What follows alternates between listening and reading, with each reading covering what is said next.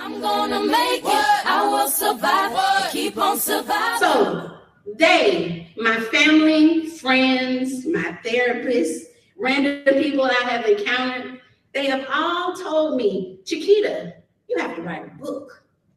I've been told that my written testimony will help others know that they are not alone, that the survival is possible, and a myriad of other reasons to substantiate its importance. The problem is that I cannot see myself reading and writing a book at this point in time because I am actively still recuperating. As I pointed out earlier, it's not about what you see. It's not about what you see. So my body is still recuperating from the cancer and the chemotherapy treatment that I just recently went through. So, however, when the opportunity presented itself to compose an essay on my cancer journey by my illustrious commandress, Dr. Audra T. Caldwell, I decided to yield to the universe and move forward. So here we go. Before we begin the voyage of my cancer odyssey, I ask that you do me a favor. Collect and hold tightly to your thoughts regarding cancer, who it impacts, the signs and symptoms, the treatments, a patient's appearance, the support systems in place, etc. Where do I begin? Let's start with, who is Miss Chiquita Williams? Who is this person that's standing in front of you talking right now? I am a 44-year-old African-American female that regards my body as a temple. I am mindful of what I consume in my body as well as my spirit. I do not smoke. I do not consume alcoholic beverages. I routinely participate in physical activities. I avoid fast foods and try to get at least 6 hours of sleep daily. There's one asterisk with regard to my statement. I am a signature member of Chick-fil-A. I am a signature member of Chick-fil-A. It is the Disney World of fast food for me. I was raised in a 2-parent household in Atlanta, Georgia. I have 5 brothers, 2 sisters, an uber amount of loving aunts, uncles, and cousins, an extended family. I have nieces, nephews, 1 godson, so a big family. My grandparents have ascended to glory, but they played a major role in my upbringing. I hold my family and friends in the highest regard and routinely host gatherings to generate experiences that result in long-lasting memories. I hold the power of attorney for 2 families and 4 individuals. I am a member of New Birth Missionary Baptist Church, where Dr. Jamal Bryant presides as the senior pastor. After graduating high school with esteemed honors, I matriculated to college, whereby my major was psychology and a minor in business administration. My type A personality has allowed me to thrive within the professional community, generating a healthy income as a senior product owner of a software company, executive administrator of a home health company, and the founder CEO of my own business. I am an active member of 2 historical nonprofit organizations, the Order of the Eastern Star and the Daughters, which is the female auxiliary to the Shriners. The most prominent of my joys are spending time with those I love most and helping others, traveling, reading, eating. Those of you that know me, eating, I gotta say that twice, learning something new every day, and being the best human that I am able. On a daily basis, I try to do the right thing with the understanding that I am fallible. Now that you have a general understanding of me, let's hop in our time travel machine so that we can get going with the meat and potatoes of this essay. I believe my official cancer journey began Saturday, March 12th, 2022, when I awakened to find my left foot and ankle swollen 2 times their normal size. However, it could have also been when I was in Dirty Jersey for a charity ball and dancing all night in my customary and very stylish 6-inch heels. Who knows? What I do know is that aside from a slight discomfort of my skin from being tight from the swelling, my initial symptoms were very minimal. As a result, I did not hard press the professionals as they casually ruled out HIV, lupus, gout, an inflammatory disorder, blood clots, rheumatoid arthritis, and a plethora of other diseases over the next 6 weeks and $55 copays. My foot and ankle would swell and return to normal until mid-April. And then they made the decision, without my input, to stay swollen. Despite my inability to comfortably wear shoes, it did not slow down my days. I continued to work every day, host and attend gatherings, go out to eat, attend doctor visits, chauffeur my nieces in preparation for prom and graduation, be poked and prodded for laboratory tests, attend birthday celebrations, take trips to Middle and South Georgia. You get the picture. All things came to a head slightly after physically exerting myself to walk up a hill to get breakfast with one of my OES sisters after attending a delightful testimonial weekend. On the morning of Tuesday, April the 26th, my restroom began to request my presence around 3 or 4 in the morning. To my dismay, my entire left leg was in excruciating pain. My groin muscle felt as tight as a rubber band and restricted me to limited mobility of my extremity. I tearfully lay in bed, trying to self-soothe myself and figure out what I had done to cause such trepidation. Say that 3 times fast. Unfortunately, my bladder lacked interest in my misery and was beseeching attention. Consequently, I asked God to grant me the fortitude to walk, harness the strength to fight through the pain and agony to make it to the restroom, and continue my hazy twilight assessment as to the cause of my predicament. My mind scaled the walls of what to do next for about 30 minutes. And in the end, Mr. Sandman came to claim my exhausted body. The sounds of the birds chirping outside greeted my eyes. As my vision commenced to gain focus of the new day, I had hoped that the memory that had garnered the front seat of my cerebral cortex was merely a bad dream. Regrettably, as I rolled over to start my new day, I was quickly reminded that the pains of yesterhour were not a bad dream, but very much my nightmarish reality.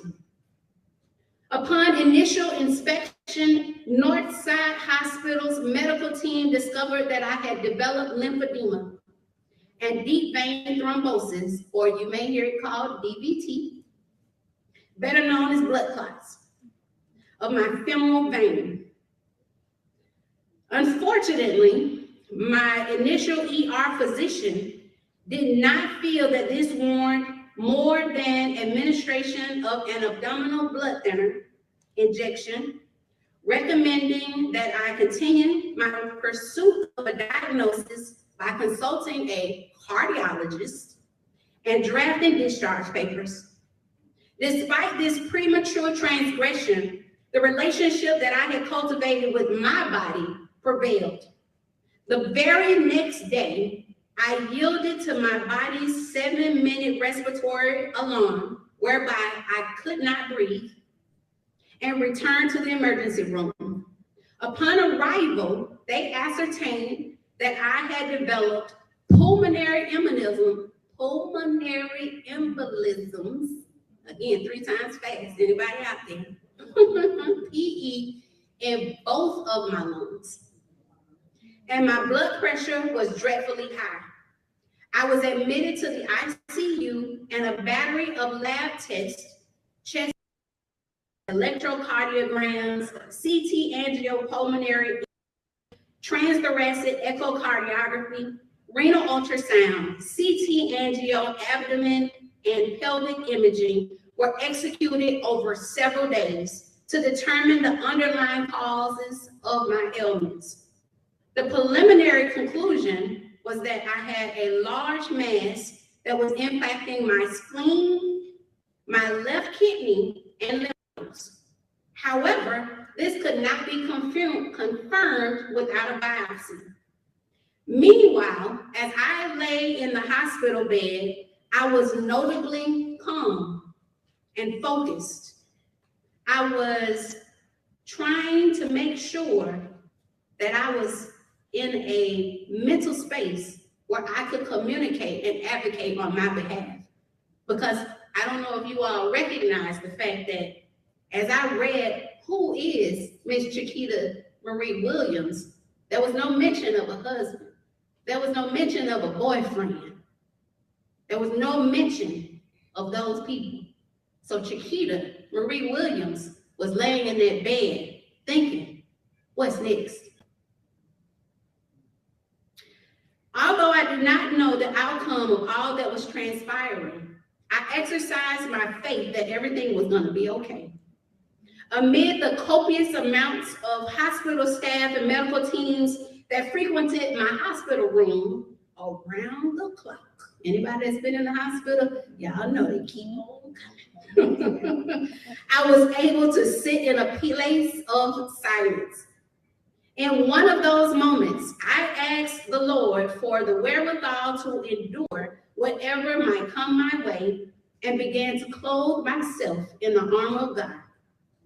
I held fast to the artist Curtis Jackson, also known as 50 Cent, grandmother's advice: either pray or worry, don't do both. From the date of my hospital admission, I would undergo surgery for a femoral venous stent to be placed after the blood clots were removed from my leg and my vein collapsed.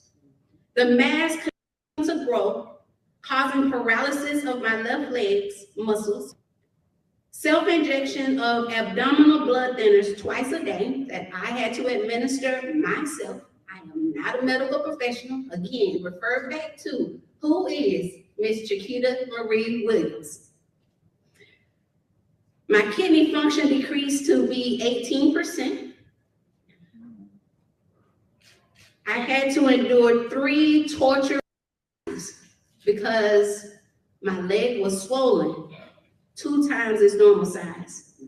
The mass was 16 centimeters in diameter, and it was pressing on a nerve, hence the reason why my leg went numb. So when you all see me walking slow, know that it's not just me sex shaming. It is me just fresh off of a cane.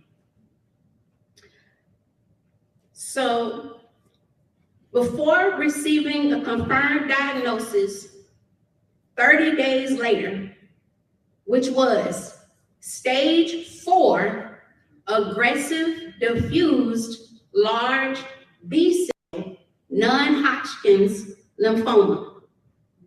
After obtaining a diagnosis from Dr. Iwan Chang, a hematologist oncologist at Northside Hospital Suburban Hematology Clinic, I planned to make an appointment to get a second opinion at the Cancer Institute, participate in a clinical trial, and freeze my eggs. Nevertheless, my condition took a turn for the worse, and I was readmitted for emergency chemotherapy on Friday, June 10th, 2022. I had never participated in an in-depth conversation with anyone that had undergone chemotherapy. Therefore, I had no preconceived notions of what to expect. I was anxious about whether or not it was going to hurt. I thought it was going to burn me, actually. I thought it was going to burn really bad, but was pleasantly surprised that it did not hurt at all. The only mishap that I encountered after my first chemotherapy treatment on June 11th was the resurgence of the pain in my chest where I could not breathe. And I don't know if anybody's ever had an instance where you cannot breathe, something that you need, something that you do just without thought. Your body does it because it needs oxygen. That is the scariest feeling in the world. Whew. The medical staff tended to me with urgency and decided to keep me an additional day for observation. Then on the day of my discharge, my body just went weak and it was utterly depleted. Simple movements such as lifting my eyelids required an exorbitant amount of energy in conjunction with the thought and precision that was required to make those movements. The medical team explained that this was normal, just, another Tuesday for them. For me, because I was anemic, it just exacerbated what I was going through. In response, they kept me another day for observation. Once discharged, I could not have imagined the road that faced me ahead. Although my medical condition required an aggressive course of care, weekly visits with my oncologist, 6 3-week courses of chemotherapy treatment, and follow-up visits with other professionals tasked with my medical care. The world did not stop moving. It did not stop revolving. Bills continued to accumulate. The mortgage company continued to require monthly payments. My stomach still required nourishment. Clothes still needed to be laundered, and gas still needed to be put into the tank to get me back and forth from my home to my doctor visits. In the beginning, I mindlessly continued to pay my bills because I didn't know how long I was going to be out of work, because at that point in time, I couldn't work. When I took those chemotherapy treatments, I was down. When I read what fatigue was, because my doctors told me that I was going to experience extreme fatigue, and when I looked up fatigue, it said sleepy. I was like, oh, okay. But no. This is a different level of sleepiness. This is a utter depleted feeling that you have in your body, where every movement requires, again, an exorbitant amount of energy. So since being out of work, I consulted my accountant, and my accountant recommended that I seek financial assistance. Keep in mind, I started working when I was 15 years old and had grown accustomed to being a lender, not a borrower. I had been blessed abundantly with financial stability early on, and I learned that the more I gave, the more I received. Standing in the valley of my circumstance, the harvest of seeds I had sown poured in an overpowering tsunami. It was intensely overwhelming, as I was accustomed to going without things if I could not manifest them on my own.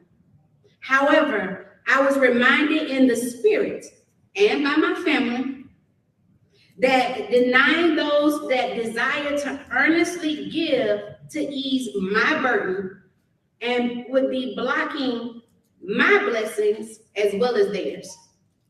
It was at this juncture that I accepted that I was in my okay and thank you season. As difficult as it was to accept full payment of my mortgage from an individual that I had long known less than 5 years, I surrendered and said, thank you.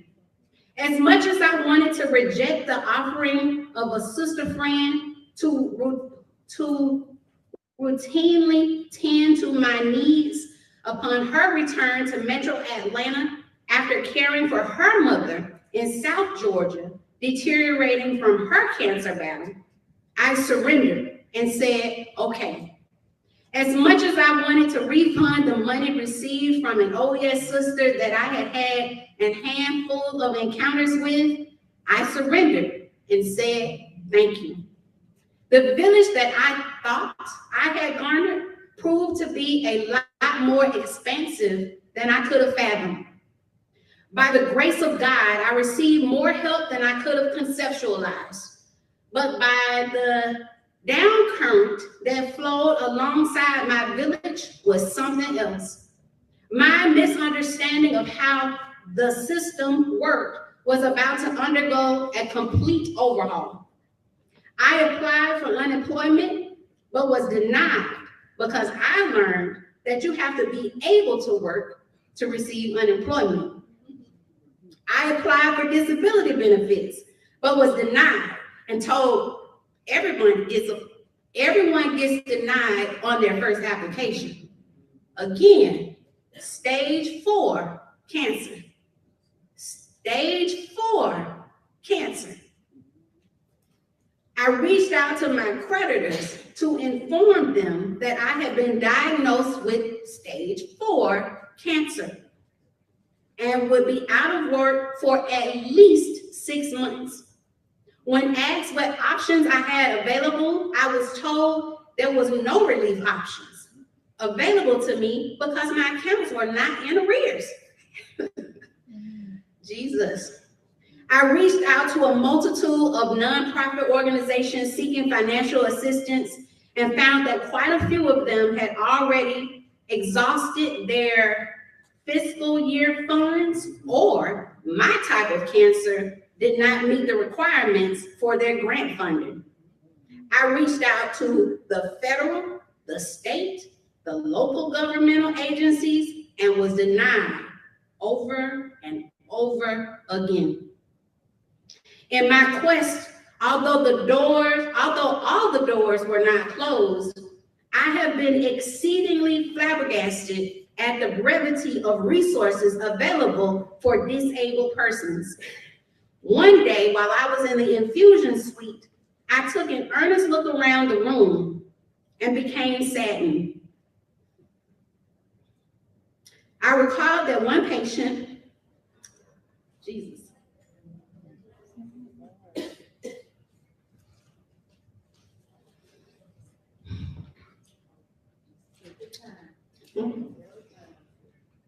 I recalled that one patient had come in with car keys in her hands because she didn't have anybody to bring her to her doctor's appointments.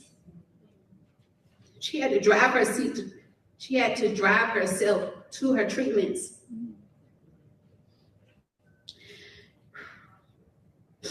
Another patient was pregnant.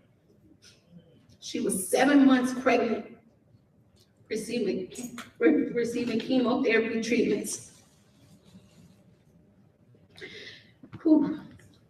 Another patient having a phone call about keeping her electricity on in her home. An elderly patient had her adolescent grandchild in the waiting room while she underwent treatment. While I was welcoming the blessings and fighting to secure funding on my own, there were so many that lacked the necessary resources to truly, healthily battle cancer. Just before drifting away due to my RCHOP regimen, I turned my eyes to the heavens and I asked God to continue to light my path so that I might be a champion for change.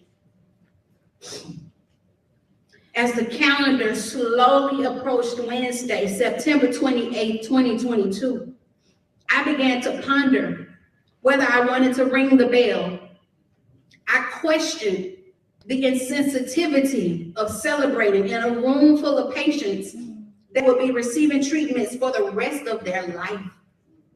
I questioned the impacts of ringing the bell, but later discovering that the treatments that I was undergoing did not cure my cancer. I questioned whether I would be passionate about the celebration. Accordingly, I consulted my family for an alternative perspective and was reminded that the bell ringing was a reminder for those suffering and beacon of hope that there is an end. Additionally, I was only responsible for my outlook, and the resounding bell would denote that I had faced the dragon and had slain it. When that fateful day rolled around, my phenomenal oncologist, hey, Dr. Chang, and clinic nurses gathered around as I tearfully hobbled from my wheelchair to my feet to the tunes of Pastor Amazing. With each step I took toward that bell, I rejoiced. I rejoiced because I was going to stand steadfast that this treatment was going to be my last. I rejoiced because I was surrounded by people I loved and genuinely loved me. I rejoiced because my cousin, who had completely rearranged her life to act as my primary caregiver, had caught an early flight back from Africa so that she could celebrate this accomplishment with me. Most importantly, I rejoiced that God never left my side and had allowed me to rise. Then I proceeded to attend my afternoon bell ringing ceremony, and it was just as magnificent as the first because it was at to eat. The next couple of weeks on my body, as each chemotherapy treatment had taken its incremental toll. However, on Friday, November 11th, 2022, I received news that I was cancer-free. You would think that that was the end of the story.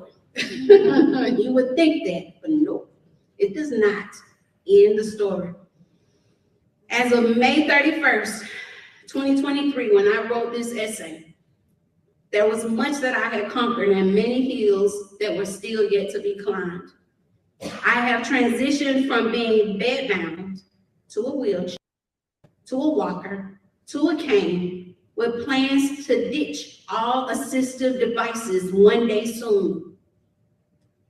I saw me walk up here to this dinner. All right.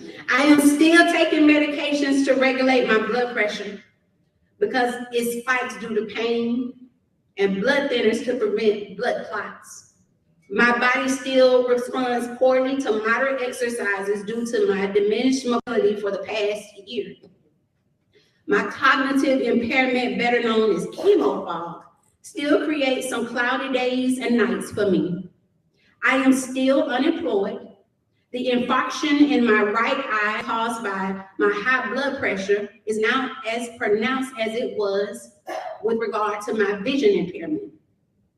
Due to the chemo treatments causing my gums and teeth to become weak, one of my two front teeth chipped twice. Actually, it's a third now, as you guys can see. And one of my molars split in half last week.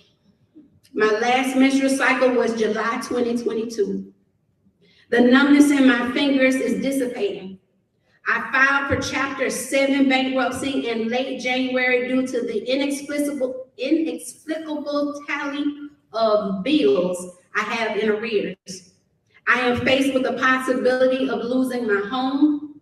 I will continue to have my port flushed every 6 weeks until its removal in November 2023. Medical professionals I am still not discharged to include a cardiologist, a counseling therapist, a chronic pain specialist, an oncologist, a dermatologist, dentist, ophthalmologist, reproductive specialist, physical therapist, urologist, and vascular surgeon. I must admit, I am eternally grateful that I am able to brave this journey. I have learned so many things that I intend to share with every ear that will listen and potentially every eye that can read. I am aware that this essay is about my cancer journey, but I hope that it serves as a piece of literature that fuels anyone facing adversity. I encourage you to always advocate for yourself and never be discouraged to ask why. If I had not, the hallucinations caused by the gabapentin I was prescribed would have been detrimental to myself and potentially those around me. I know my next season is destined to be my best season because I intend to harness the lessons learned and empower all those that come into my orbit. So let's continue to rejoice together. The bell. We ring this bell not for ourselves, but our loved ones. No one person can fight cancer alone. This bell is our battle cry. The battle has just begun. We will not give up. We will not fear. We will fight with every ounce of our strength, courage, and love. We did not look for this fight, but we ring this bell loud and proud because we are cancer warriors, strong, engaged, and resilient.